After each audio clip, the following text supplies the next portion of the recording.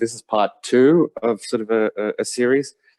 Last week, sort of Jim spoke about a kind of general sort of idea about the sort of geometric approach to cohomology or cohomology theories.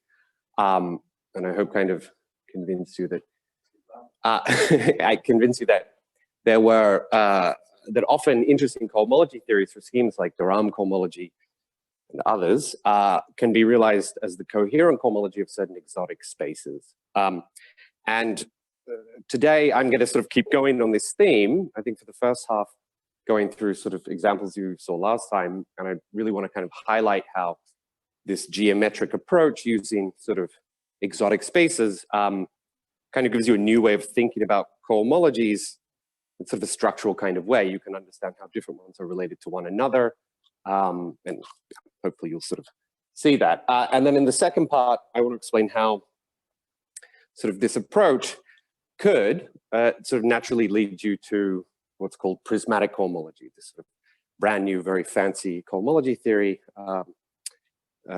recently invented by Barth and Schulze, and then sort of reinterpreted by Drinfel'd. And it's that reinterpretation that I want to talk about, but with sort of, I guess, kind of my spin on it. So, okay, maybe I just want to start with a list of some sort of cohomologies, just to sort of give you an idea about the way sort of I think about things. So cohomologies usually have two parts, something like a base and something like some coefficients. Right, so what do I mean by that? Well, so I'll just give a list of examples. So the first one is sort of the silliest one, or the most boring, coherent cohomology. So the base in that case would be any ring A.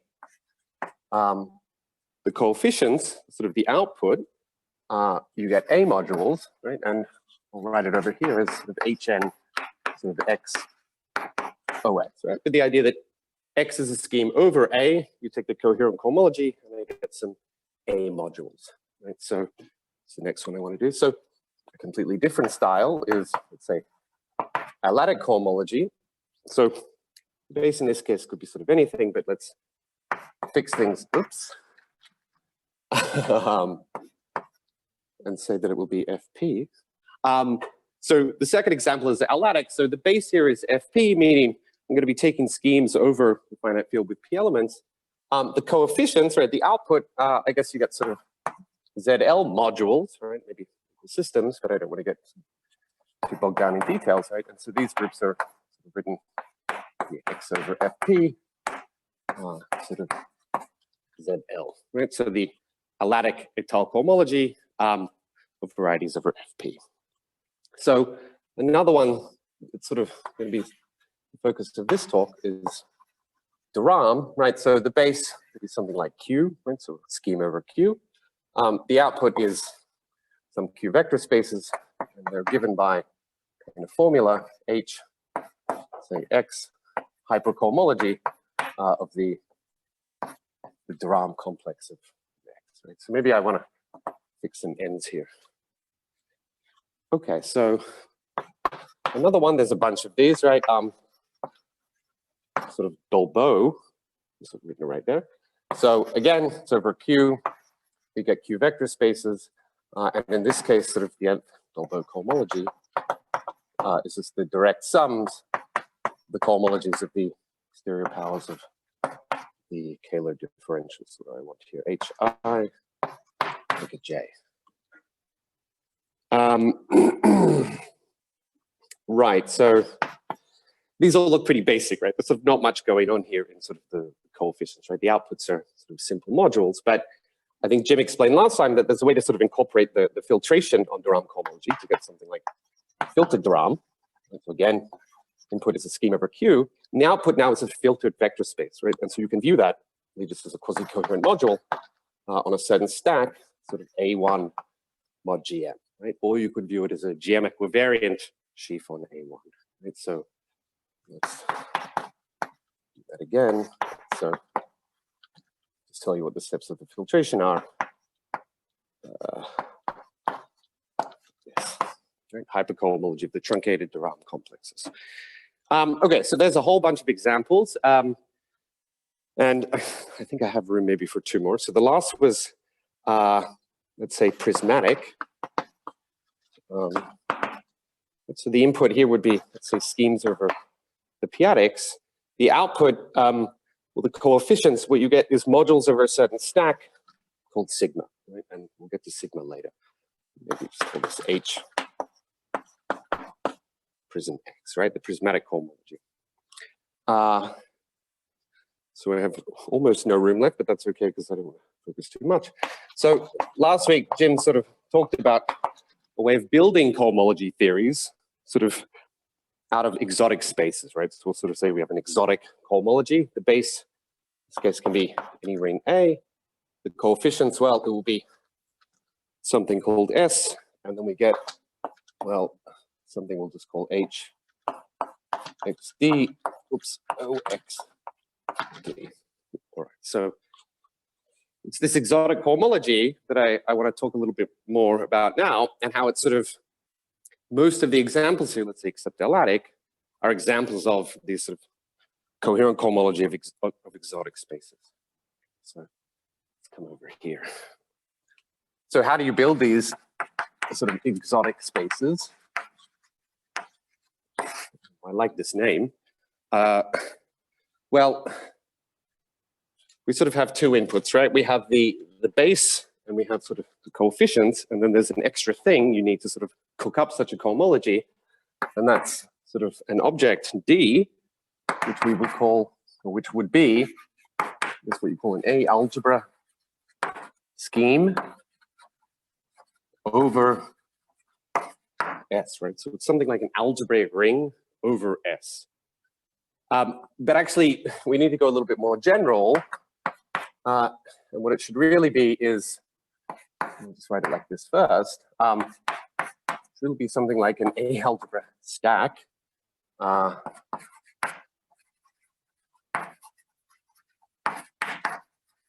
Stack or groupoid over S, right? So both of these objects here are A algebra schemes, maybe a little bit more general. We have two maps here sort of encoding a kind of groupoid structure, right? But these are homomorphisms. There's usually this sort of map back here. So this sort of gives us a diagram, a groupoid in A algebras, right? You can then sort of take the associated stack and get an A algebra stack, but I kind of really just want to think about this groupoid. And so once you have this, right, and I'll give examples in a minute to make it clearer, how do you cook up an exotic cohomology? Well, what you do is you define a functor, basically from schemes over A to, in this case, stacks over S, that takes any scheme, let's say X, and maps it to, so this is a scheme over A, maps it to the stack over S, which I'll call XD. And XD is just obtained from X. We're essentially precomposing it with this, right? Because X is a scheme over A, I could make sense of its points for any A algebra, right? So I get a new object here, like this.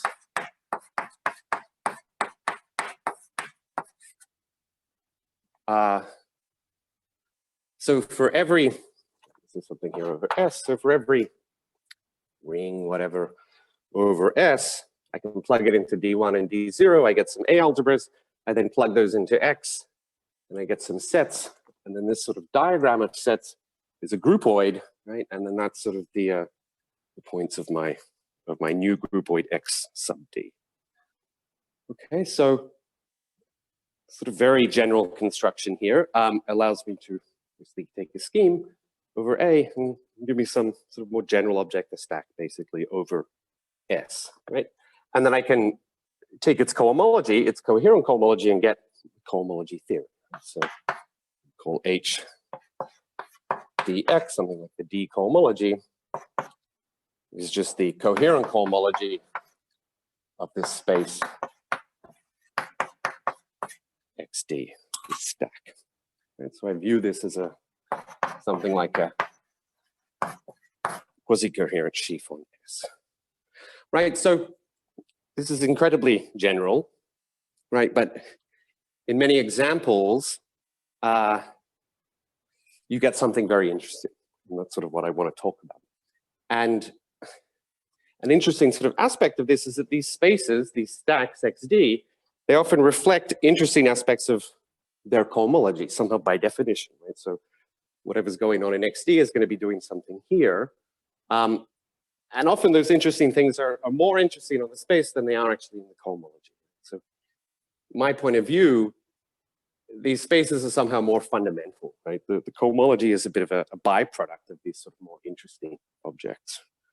And so, yes, that's what I'll say. So, two very basic examples.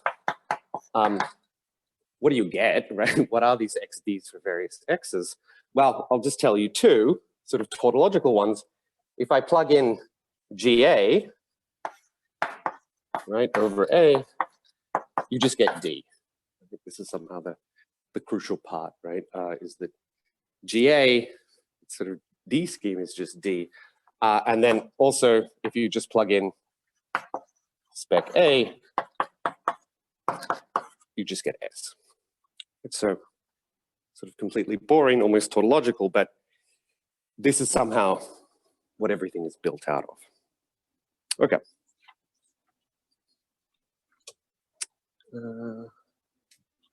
So now I just want to focus on an example, this filtered de Rham cohomology, which Jim defined last time, and sort of explain how sort of my point of view fits in there, right? And how you can see interesting things about filtered de Rham cohomology just from these spaces.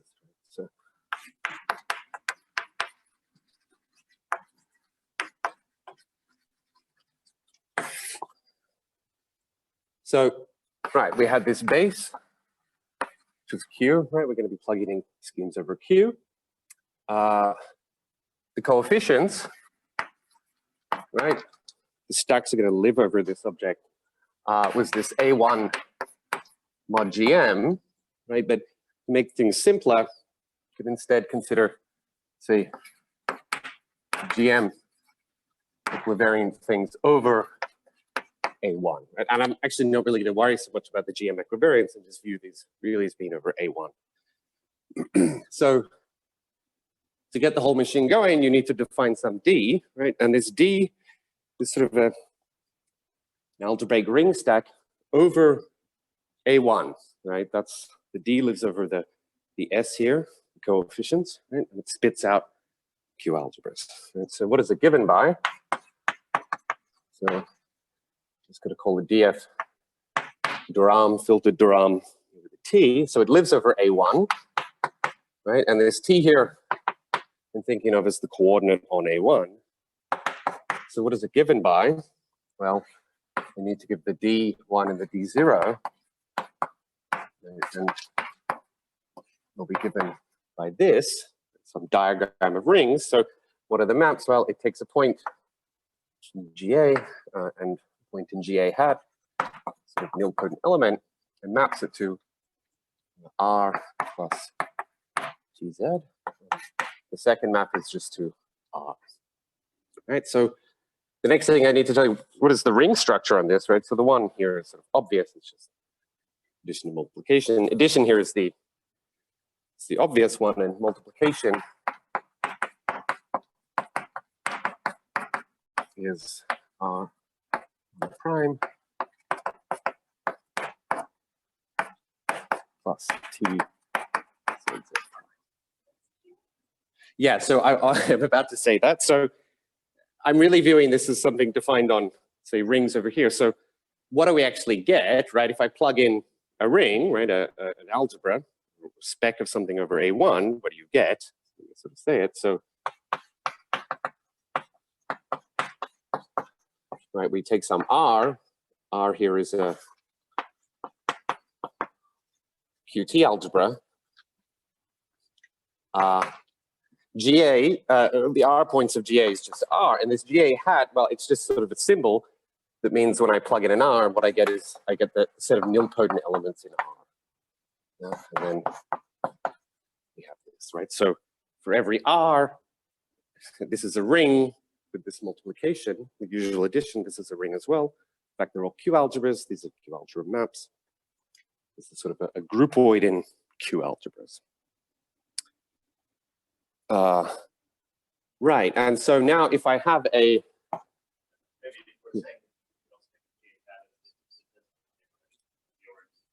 yeah, so shall I say that somewhere? Yeah, it sort of looks sort of the completion sort of at 0, right? Formal neighborhood at 0 in GA.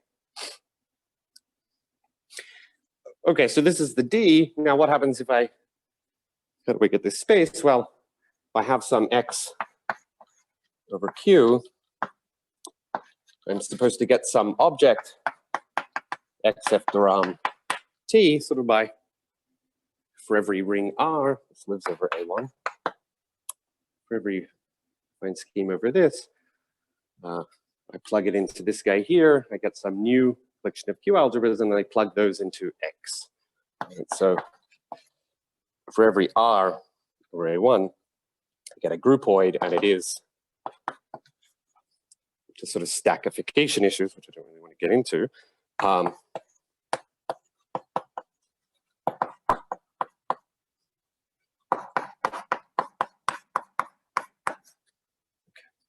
Is that getting a bit too small?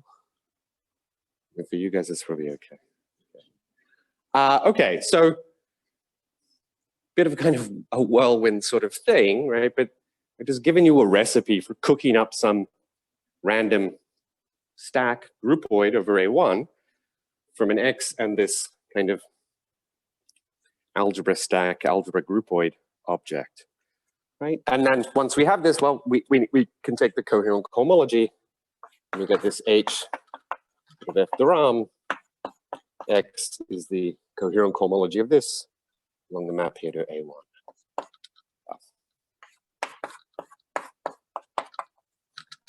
F the Rham, let me just put O here. And this is module over A1. It's also GM equivariant, so you view that this is in some sense a filtered vector space. Right? So everything over A1, which is the same as a filtered vector space. Okay. Hopefully that's okay.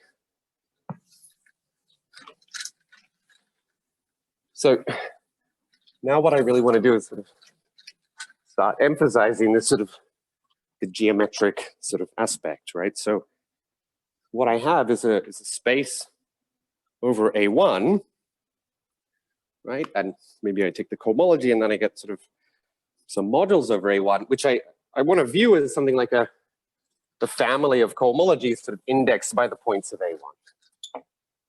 So maybe I'll just say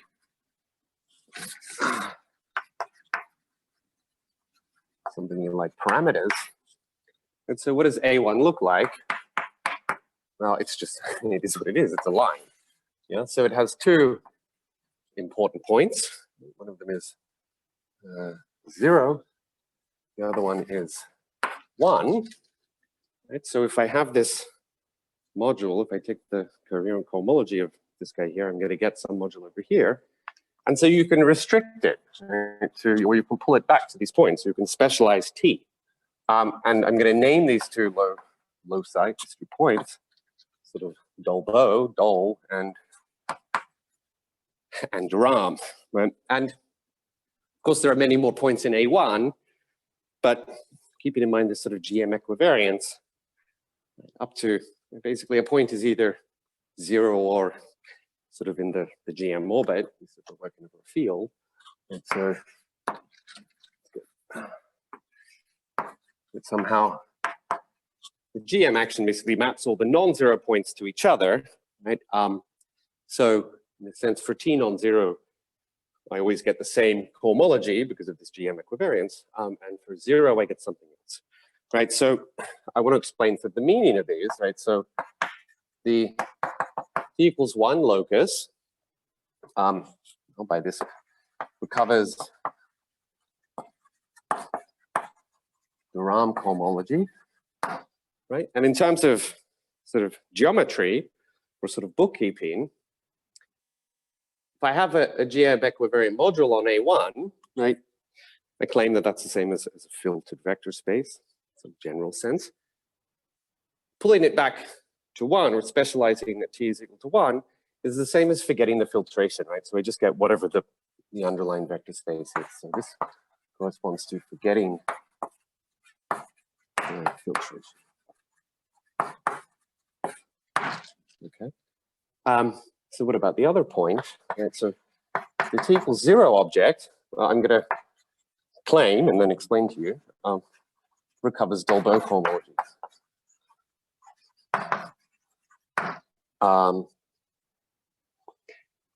And in terms of sort of, it's like yoga of GM equivariant equals filtered, specializing to 0 is the same as taking the associated graded.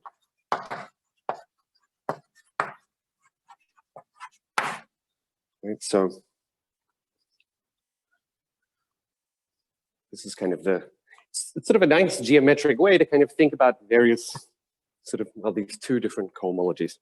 Right, so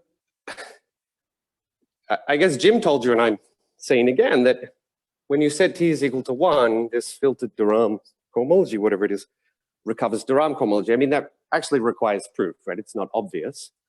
And so then, similarly, the claim that fiber at 0 gives you Dolbeau cohomology, which I sort of defined earlier, I mean, also sort of requires proof. But sort of if you know how de Rham cohomology works, you know that sort of the associated graded of the filtration does just give you the Dolbeau cohomology.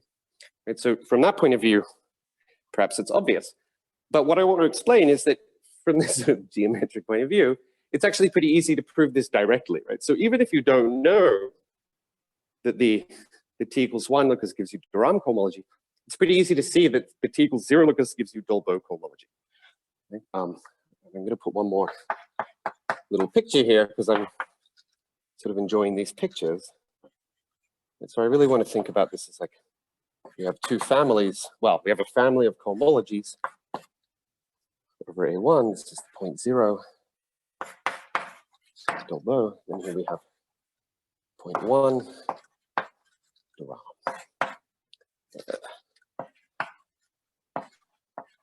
Spec Q. Okay.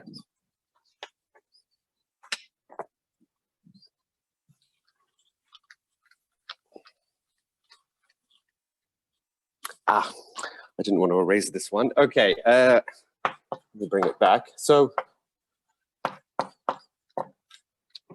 what did I say here? Oops, a little bit off.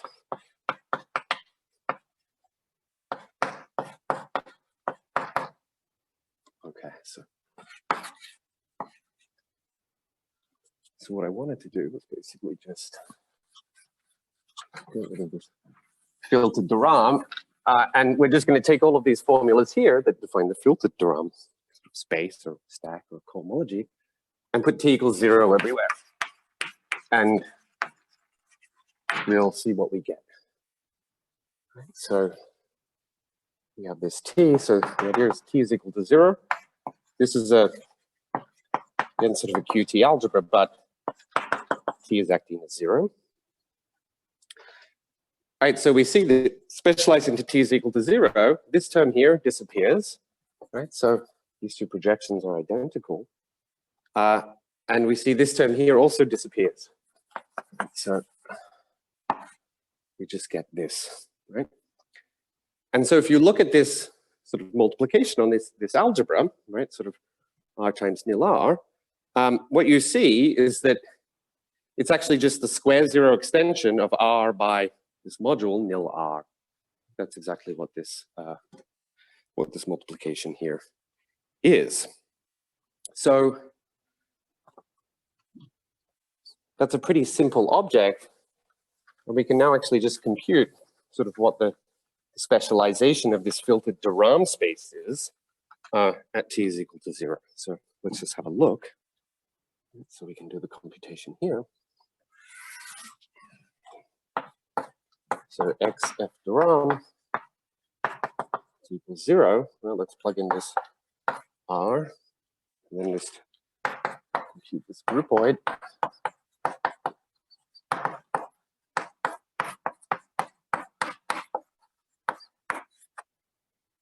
Okay, right, but I'm now just taking sort of points of x sort of with values in this square zero extension, right? So a little bit of working tells you that what that actually is, in this case, is an R point of the tangent bundle of x, right? So be a little bit careful, there's this nil, and what that means is we have to complete the tangent bundle at 0, but roughly speaking, it's just a point in the tangent bundle. And then here, well, this is just XR. These two maps here are just the usual ones from the tangent bundle to X. So what is this? Right, up to stackification issues. This is just an arm point of the classifying stack of the tangent bundle of X over X. Okay. So that's kind of cool. I mean, I think it's nice that in these objects in general, they just, in a sense, certain sense, they are what they are. But in certain cases, you can really compute them, right? And in this case, we get something very simple, right? So that the fiber of the filtered de Rham space, some object over A1 at 0 is this classifying stack. Yeah, so since I am here in Sydney, I should say everybody here knows how to compute the cohomology of classifying stacks, right? It's just group cohomology. And so it's roughly speaking an exercise. Right, so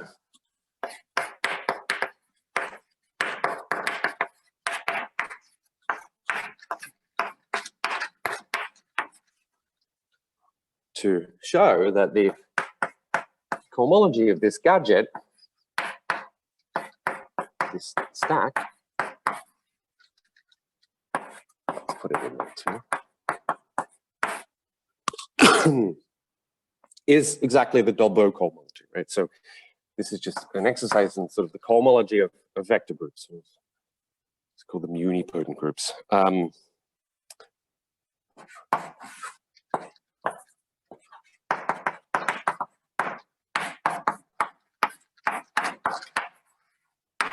Oops.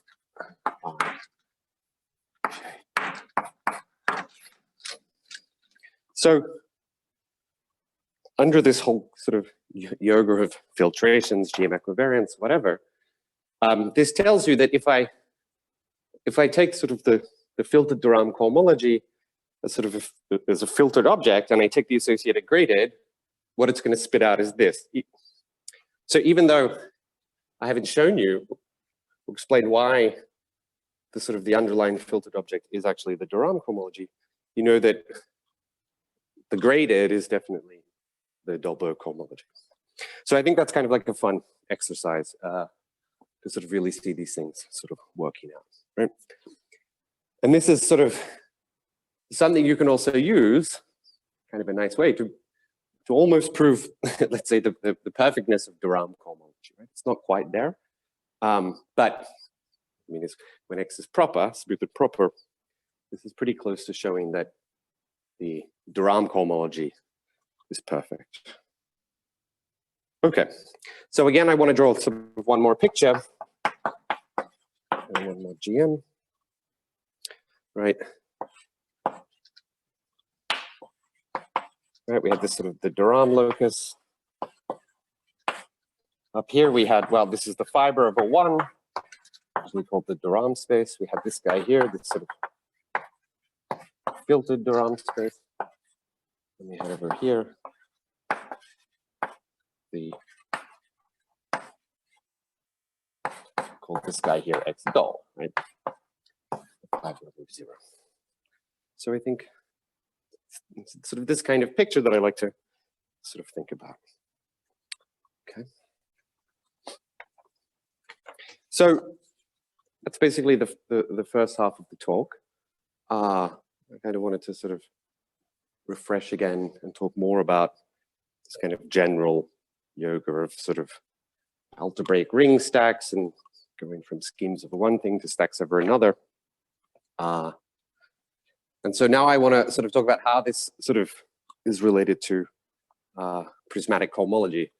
And in fact, how sort of from this point of view, I think, at least the way I'm about to explain it, I think anybody could maybe convince themselves that they could have invented prismatic homology.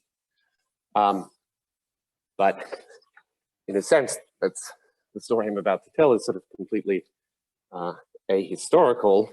I think prismatic homology was sort of a long, hard battle, sort of kind of first approximations, sort of several years ago, kind of a detour through like topological Hodge homology until sort of the most recent incarnation, which is sort of the simplest.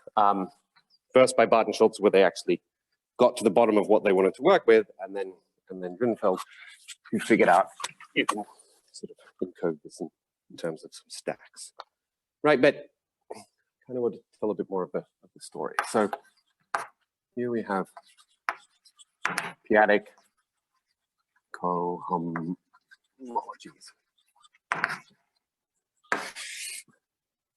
So I'm not going to sort of do the Bayesian coefficients in this case because it's sort of a little bit complicated, but basically it's just the Piatics and the Piatics. You take schemes over the Piatics and I get modules over the Piatics, right? But often they have a huge amount of extra structure. Somehow isn't sort of reflected in just their sort of module sort of incarnation.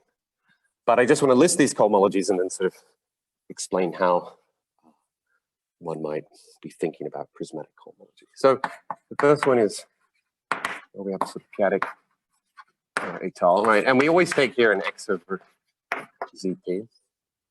And in fact, for the entire talk, the x's I'm writing will be smooth. You can extend all of these theories to non-smooth things, but it involves some sort of complicated, sort of simplicial derived methods. We have this sort of Piatic et al.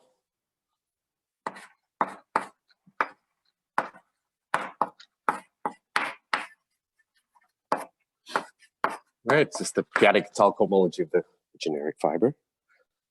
We have something, well, that's called crystalline, which for me is really just means the Rham cohomology, sort of adapted to work when not all numbers are invertible. So say x. Like that. And then there's another one that I think many people will have heard of. Let's say sort of called Hodge-Tate. I'm not going to define it, but I just want to list it as well because it sort of fits into these pictures. We'll just call it H Hodge-Tate of X. The idea is it's some kind of Piatic analog, Piatic version of Dolbeault cohomology, right? But it's a little more subtle than that. So there are these cohomologies here. These are the two most important ones, right? The Untitled cohomology is incredibly complicated and hard to work with. Crystalline cohomology is a bit simpler, right? As I said, it's basically kind of Piatic, the Rham cohomology. And sort of theorems or sort of philosophies or ideas in sort of Piatic cohomology sort of lead one to a kind of hope, right? I don't really want to explain exactly why, but they lead one to sort of hope that there might exist a space S, right? And I'll draw it here as a plane, right? Some module over S, and then some loci. Maybe I'll do it if the orientation is correct here. Inside S, so I'll call this one here S et al. I'll call this one here S Tate. Maybe I'll call sort of another one here which I'll label it here, and this will be S Chris. So the hope has been, a long time, that you could find some space S, some modules, define who knows, such that, in a certain sense, restricting them to these loci would give you these groups, right?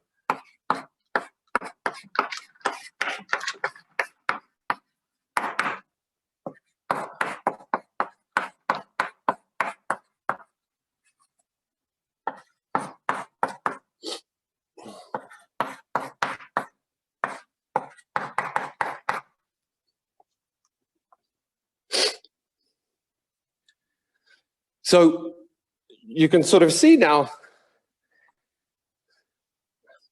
with this kind of sort of, I mean, if you were just given this problem, find an S in some groups, some sort of subsets, some loci submaps, giving you this, you see this, I think you'd have essentially no idea how to do. I mean, it would have to come out of like thin air, which in the end it did, right? But I can sort of tell you in a certain way where it doesn't, where it sort of comes very naturally, right?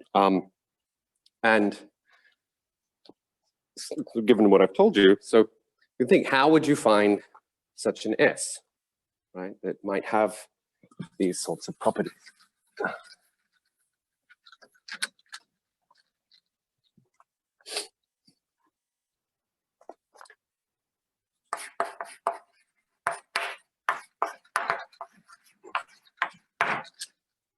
Yeah, so the point I want to make is that, sort of inspired by this diagram here, right, and the sort of the alleged properties that these things should have, we might try to do something similar, right? So for instance, if I just knew about de Rham cohomology, if I didn't know anything here, say I wanted to try to put it into a family, well, given the way this was defined, right, this sort of funny de Rham algebra, one way to put it into a family is to try to find a parameter to sort of kind of deform that algebraic ring stack, right? A natural place to put in a t somewhere, such that when I specialize t to a certain value, in this case it would be 1, I get this de Rham space, stack cohomology. So I want to stay kind of inspired by sort of de Rham cohomology and the properties that are supposed to work over here.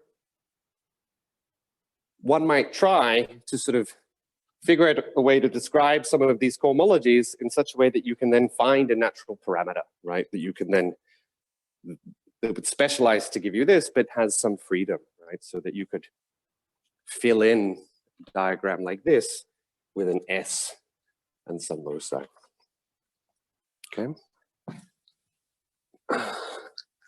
So the question is where to start. Well, Untitled cohomology is insanely complicated, so that's probably not a good place. Crystalline cohomology is basically a kind of Piatic version of de Rham cohomology, and sort of seeing that de Rham cohomology does fit relatively nicely into this picture. So crystalline cohomology is probably the place to start, right? So let me sort of write it up like this. So we'll explain how crystalline cohomology fits into this picture first. Excuse me, in a minute. But let's sort of draw what we might want. So here we'd have some S. Maybe I'll just put in the actual letters, right? So what we're going to have here is a certain stack sigma. Over it, we're going to have some object, the prismatization. This guy here will sort of have something like a coordinate on it. And when we specialize that coordinate to P, that's what this will correspond to, it will recover the crystalline cohomology, right? So whatever this will be, it definitely recovers crystalline cohomology, right? We're going to build it that way, right? And I should say here that sigma, this is, I guess, what I refer to as Drinfeld's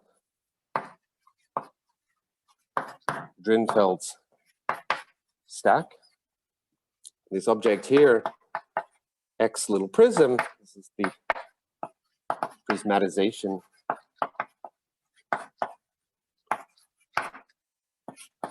of X, and the cohomology theory you get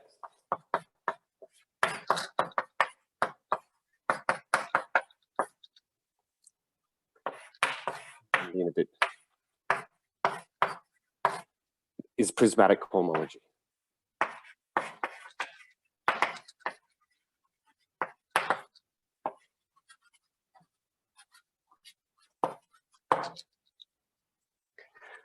So coming back over here, in this sigma, which we'll see soon enough, you can easily find the two loci, the Hodge state and the crystal. The Ital one is somewhat more mysterious, and on the face of it doesn't exist something as simple as some kind of subset. But you can obtain the Piatic Ital cohomology from the prismatic homology in a kind of more convoluted, complicated way. Okay. So what time are we?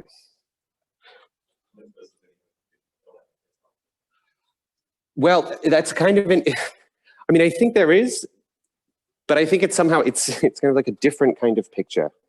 Yeah, I've thought a little bit about this, and I think somehow, I think by formal nonsense, you can cook up some objects, right? Give it an X over FP. I think, roughly speaking, sort of modular, a whole bunch of very complicated things to do with like homotopy theory. You take an X over FP, you associate to it its sort of Ital homotopy type. You turn that into a constant homotopy thing over FL and take its coherent cohomology. And I believe that will sort of recover the at least mod FL cohomology of V or X. But I'm talking a bit beyond my expertise about that. But I think there's probably a way, but it will behave somewhat differently, right? So all of these cohomologies, Rham, prismatic, whatever, you still have a sort of a kind of interaction between the base and the coefficients, right? So somehow everything's still very, very Piatic, right? When you go to like Piatic cohomology of FP schemes, the base, like FP and FL, right, they just don't interact at all. They're sort of kind of orthogonal, disjoint or something. So it becomes a bit trickier. But I think when people think more and more about these things, it should be possible. Right. Okay. So, right. So I just want to explain now how like crystalline cohomology fits into this picture and how, let's say, sort of thinking about it, you could make it fit into a picture like this. Okay.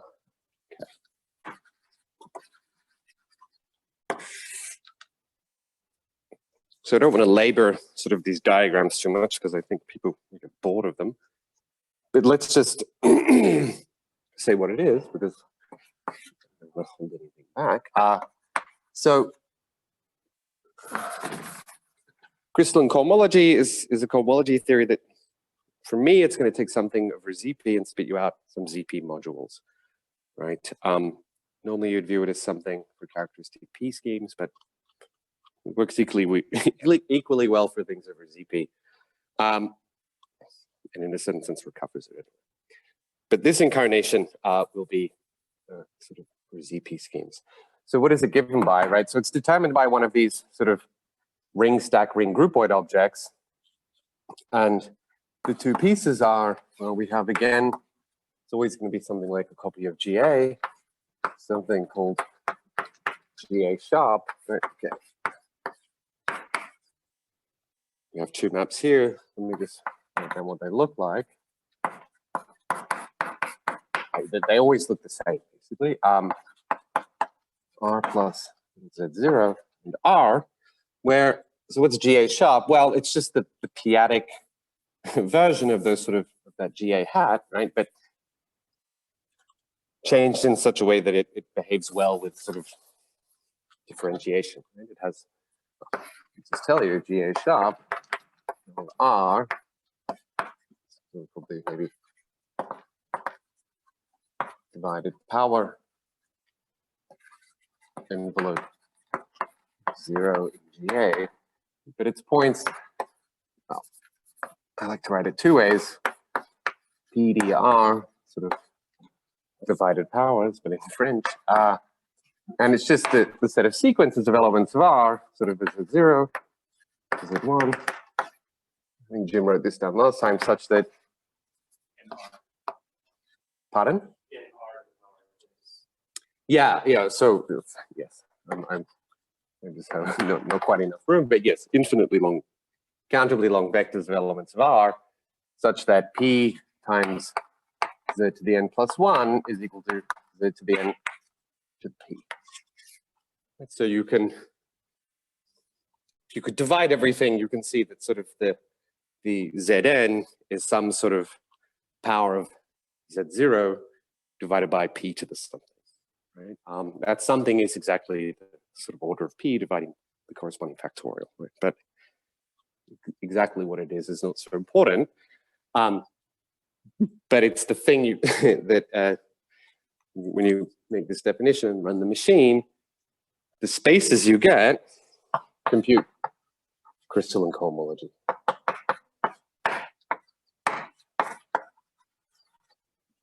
And these. So it's not, in a certain sense, this is basically how crystalline cohomology was defined at the beginning. At least for smooth things, if you go and sort of read the definitions and figure out how you compute it, if you know about crystalline cohomologies, there's a thing called the Čech-Alexander complex, and that's exactly the thing that computes the cohomology of this stack, right? Which is also exactly the thing that computes crystalline cohomology.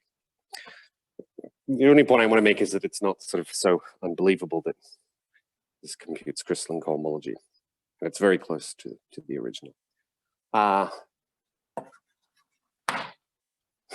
Right, but if you kind of look at it, it's a bit hard to find like a parameter, right? So the idea is that we should be able to find some parameter that we specialize to P that recovers crystalline cohomology. I mean, of course, you can look at this and be like, instead of P, you could do something else. But I mean, in fact, there are sort of infinitely many ways you could do it if you wanted to, right? The question is whether you get something interesting. And it turns out that, well, to sort of motivate the good definition, well, the good way to do it, we need to recall sort of an observation of Drinfel'd.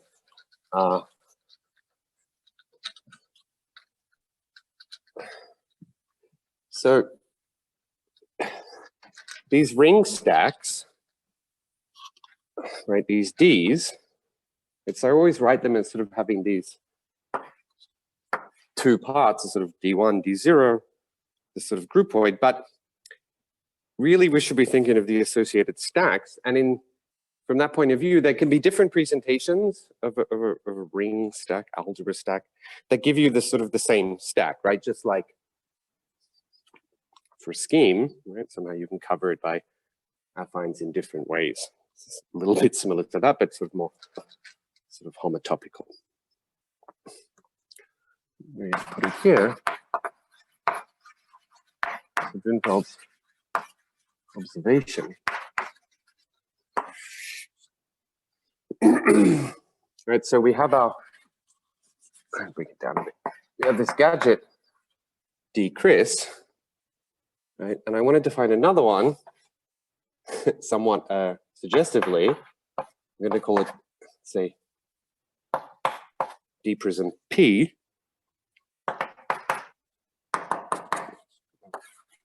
Not going to really need this, but just put it up there. So this one here is defined using the Witt vectors. I'll remind you what they are in a moment.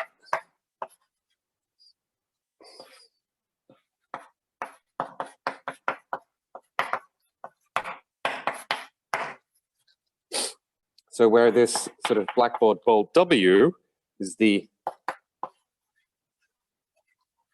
algebraic ring, algebraic ZP algebra of P typical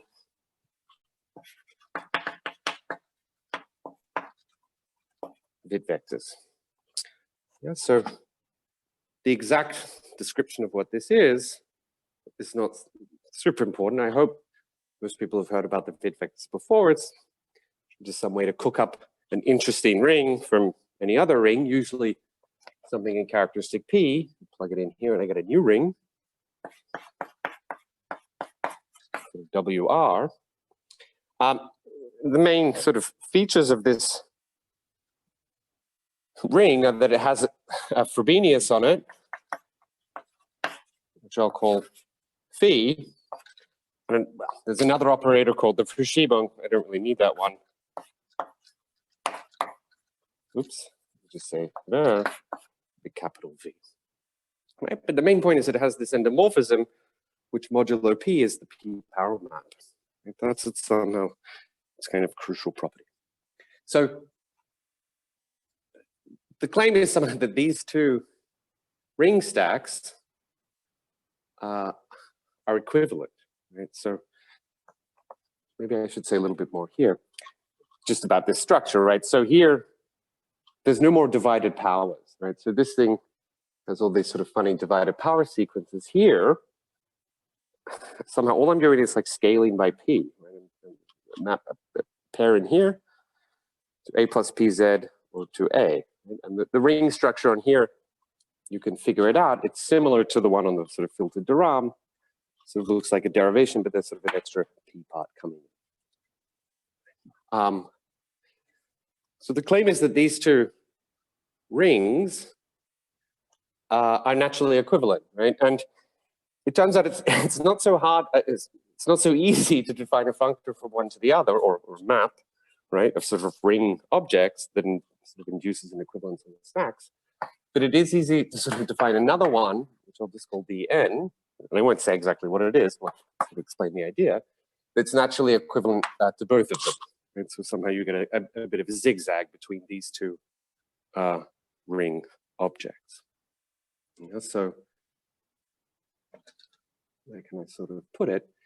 So the takeaway then would be that, before I explain, is that X Chris, right, defined using this, is equivalent to, isomorphic to,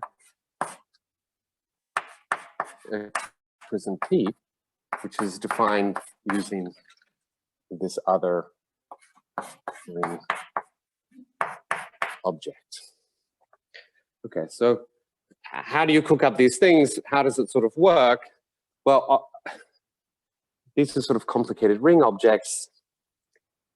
Sort of in the same way you can go from sort of simplicial abelian groups to complexes, you can translate these kind of ring objects into pairs where you have a ring and something like an ideal. So from that point of view, it's much easier to say. So the top in this D Chris corresponds to this set PDR mapping to R, right? This is just this Z goes to Z0. And the bottom just looks like the Witt vectors of R, and here we have multiplication by P. So what's the thing in the middle? Well, in this kind of picture, I'm going to put the Witt vectors here. Here I have the Frobenius. I'm going to form the fiber product. It's something here. I mean, I'll sort of suggestively call it phi inverse of P, but I really mean the fiber product. So here I have sort of some map. I have one here, which is just the projection. The Witt vectors sort of always project onto the thing you plug in. And there's another map here, such that this diagram here is also Cartesian. So without getting into exactly how this all works, sort of the key observation, due to Drinfel'd, that lets all of this go, is that there's a natural sort of isomorphism between PDR, these sequences of divided power elements. A bit more room. There's a natural isomorphism between divided power sequences and the kernel of the Frobenius endomorphism of the Witt vectors. So somehow, sort of this observation combined with a little bit of playing around sort of allows you to build kind of these pairs of Cartesian squares. This map is surjective. This one is almost surjective, sort of surjective locally on R, whatever that means. And that's enough to deduce that these induced maps here are equivalences of stacks. So not getting sort of too into it. That's kind of the idea. But at the end of the day, what's happened? Well, we've been able to rewrite this d-cris, the crystalline space, which uses divider powers and funny things like that, purely in terms of Witt vectors and P. Right? Somehow, we now have a completely different description. And to sort of labor my point about sort of this kind of cool geometric sort of approach to cohomology, it's well known that crystalline cohomology comes with a Frobenius endomorphism, right? And it's relatively sort of complicated to define. I mean, somehow it sort of depends on some lifts and this and that, and sort of show it's independent. And it's basically because if you look at this, it's hard to sort of find a Frobenius acting here, right? Or in order to deduce one acting here. But if you look at these Witt vectors, they have a Frobenius. All of these maps here are compatible with the Frobenius on the Witt vectors, and that gives you a natural Frobenius on this stack, right? That Frobenius on here is the one that gives you the Frobenius on crystalline cohomology. So in a certain sense, this presentation for crystalline cohomology, although it involves the Witt vectors, is somehow nicer, right? No divided powers, we have a Frobenius. It should make you happy, I think.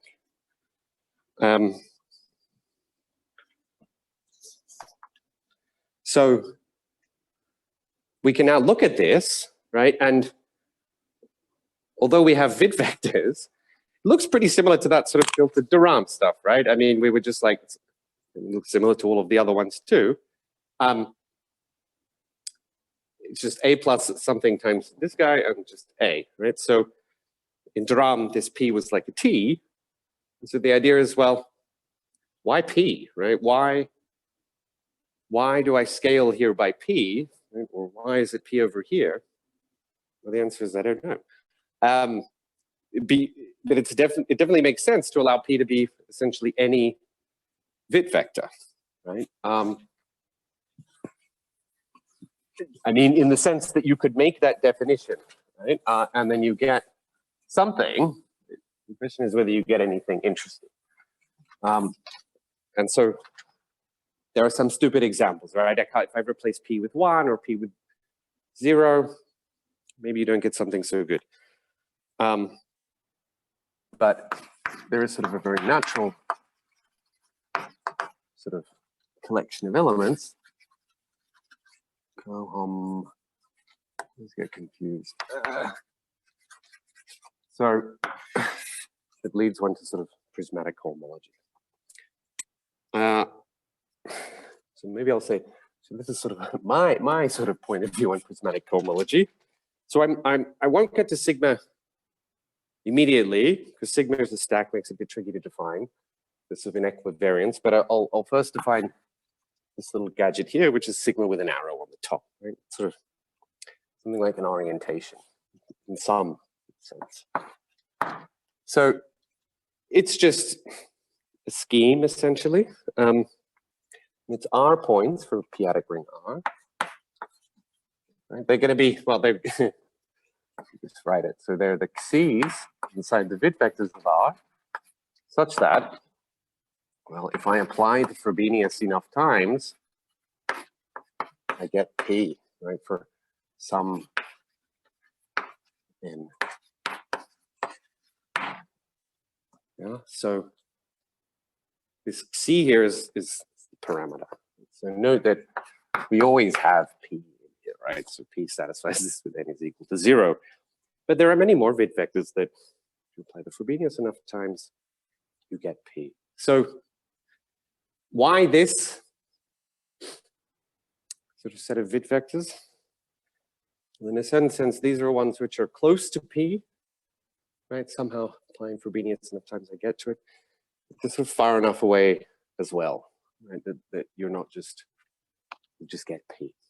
Okay, so you can now guess how you define what we might call sort of D prism C. This is one of these ring stacks over here. Maybe I'll put an arrow here. I'm going to get rid of it soon. Right, so it's exactly the same as over there, but instead of P, we have C.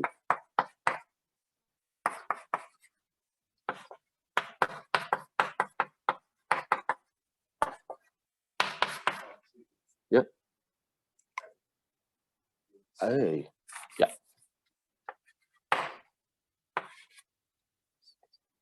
And this is a algebraic ring groupoid over sigma.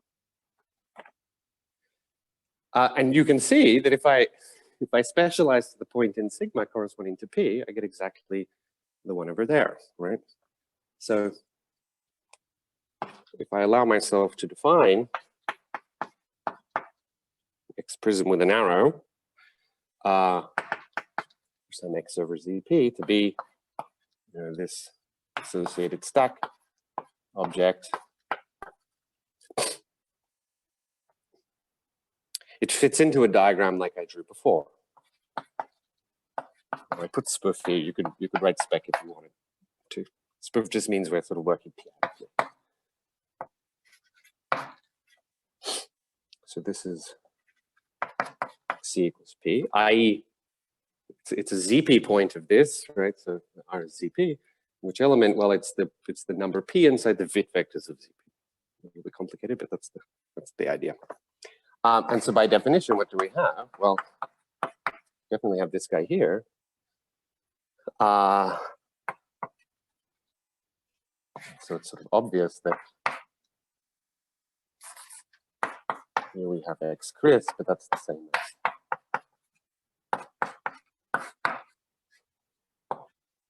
this is a Cartesian square. So somehow just by thinking about it, we've cooked up some family of cohomologies indexed by rather interesting family of Witt vectors. That when you specialize that Witt vector to be P, you get crystalline cohomology. Yeah. So maybe I should sort of say. So exactly what does this have to do with prismatic homology? So this is kind of the simple way to describe it, but maybe let me just say something about equivariance, and then I'll end with at least the definition of prismatic homology and sort of its proper generality. But you can see on the other board over there, you could take the coherent cohomology of your X prism with an arrow, you would get some object over sigma with an arrow, which when you specialized at some ZP point, you get crystalline cohomology. Note also that the Frobenius is still acting here, right? The Frobenius still acts on W. It also acts on sigma arrow, right? That condition is stable under the Frobenius, right? Being sort of a Frobenius inverse image of P is stable under that. So you can already see a bunch of interesting structure on sort of sigma arrow and these sort of prismatic spaces. So over here, it's sort of anyone who knows sort of about moduli problems will probably look at that and be like, well, there's a natural group acting on sigma arrow, right? So we define something called W star phi infinity.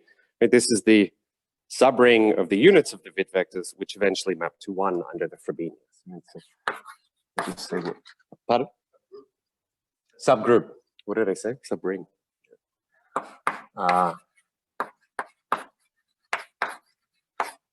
So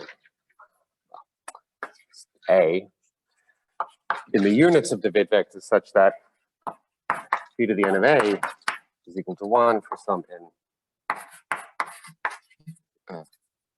some n bigger than 0. Right? It's just the union of the kernels of Frobenius on the bit vectors, the units in the bit vectors. So you can see that this group naturally acts on sigma. That can, if I multiply a xi by an element which satisfies, by a unit which satisfies this, I get another one. So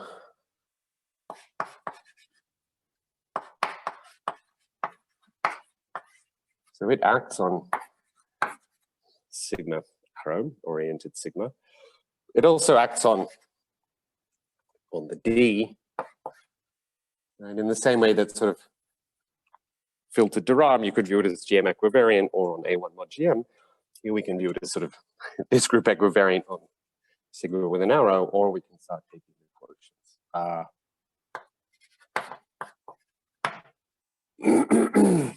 And this leads to the actual space, the actual prismatic coefficients, which are sigma, that is defined to be sigma arrow mod this group.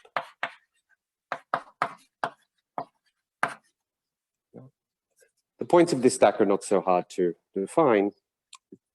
Instead of elements of the bit vectors, you get ideals that are sort of locally of rank 1, sort of projective. So we get this. We also get the actual sort of prismatization. The proper one is sort of the descended or object here over sigma. Right? We have no more arrow anymore, and we drop the xi. And then put it here. This is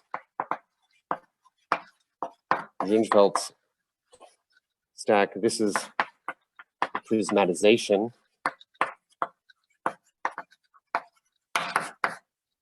Right? And then it's cohomology groups.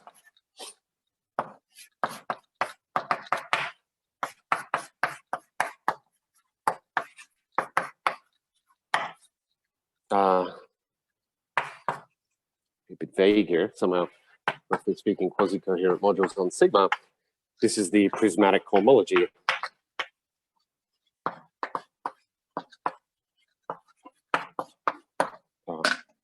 Of X. So, right, I think that's basically where I wanted to end it. I've gotten to the point where I've defined the prismatic homology and the sort of prismatic space. But I guess the final thing I'll sort of say is that I really think it's these spaces that are sort of more interesting than the cohomologies themselves. So I would sort of hope I maybe convince you that if you sort of thought about crystalline cohomology in this kind of algebraic ring nonsense, it wouldn't be pretty difficult to kind of guess this as a definition of an interesting cohomology, right? This locus here, this collection of bit vectors, is a kind of strange one, and it's within the realm of possibility that in the future, somehow prismatic homology itself, just as crystalline cohomology has somehow replaced, sorry, prismatic homology has replaced crystalline, it's completely within the realm of possibility that prismatic gets replaced itself again by something sort of more fundamental, more interesting. I think we just have to wait and see what happens. But I do think that the book isn't really finished on exactly where prismatic homology is going. But I think I'll sort of leave it at that. Can I ask you a question, please? Sure, yeah. I doesn't look terribly stacky. I mean, it seems like you've got a great action No, I know there are fixed points.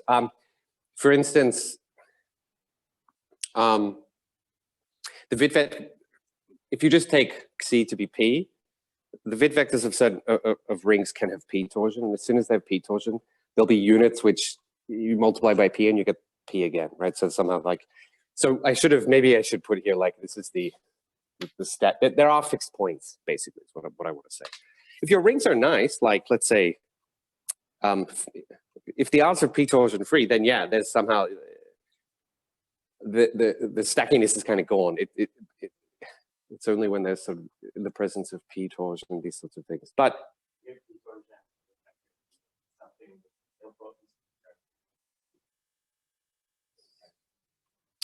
So so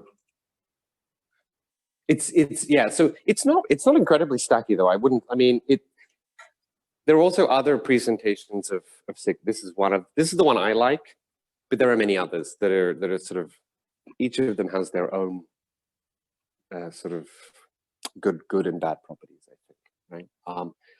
But yeah, no, it's not particularly stacky, right?